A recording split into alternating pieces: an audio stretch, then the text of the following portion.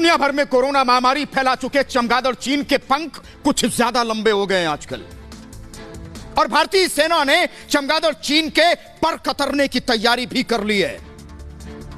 और यह चमगादड़ अपनी मौत से पहले अपनी जान बचाने के लिए इधर उधर भाग रहा है। कभी लद्दाख से उड़कर हिमाचल पहुंच जाता है, कभी उत्तराखंड उड़कर सिक्किम अरुणाचल में छिपता है। लेकिन मैं कहता हूं कि देवभूमि में अगर तीर्थ यात्रा करनी हो तो कर लो, क्योंकि भारतीय सेना जब मारना शुरू करेगी तो सीधे मौत के मुंह में जाओगे। लद्दाख विवाद में हमने आगे बढ़कर शांति की पहल की, हमने चीन को क्षमा करने की बात की, लेकिन कोरोना किंग जिनपिंग हमसे ही खेल रहे हैं।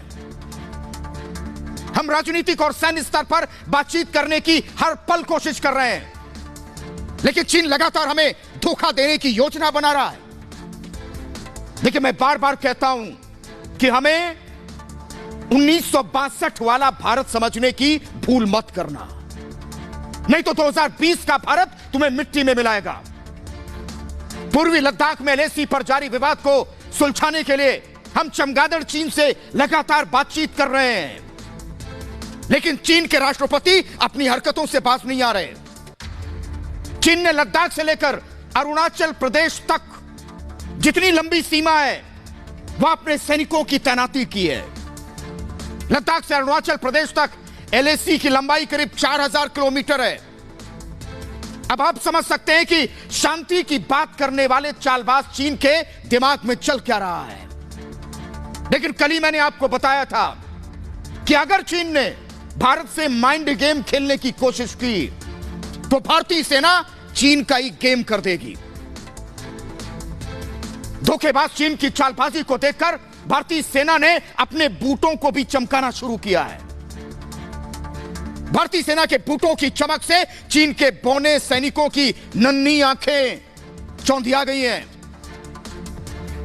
और भारत ने भी बड़ी संख्या में सैन्य टुकड़ियों को हिमाचल प्रदेश, उत्तराखंड, सिक्किम, अरुणाचल, जहां जहां सीमा लगती है हमने तैनात कर दिया है।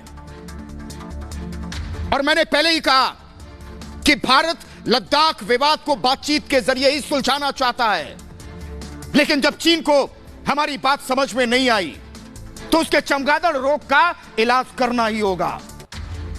चमगादड़ चीन ने भारत पर मानसिक दबाव बनाने के लिए हिमाचल, उत्तराखंड, सिक्किम, अरुणाचल प्रदेश में भी अपने बौने सैनिकों को पहरा देने के लिए खड़ा किया है।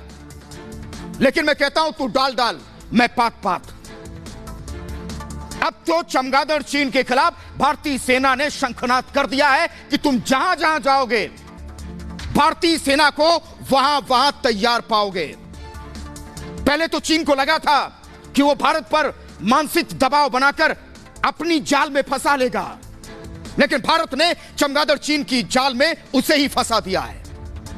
मेरे कहने का मतलब यह कि 1962 का पासा चमगादड़ चीन पर अब भारी पड़ रहा है, और उसके बौने छोटी आंखों वाले सैनिकों को चारों तरफ भारतीय सेना ही यमराज बनकर दिख रही है।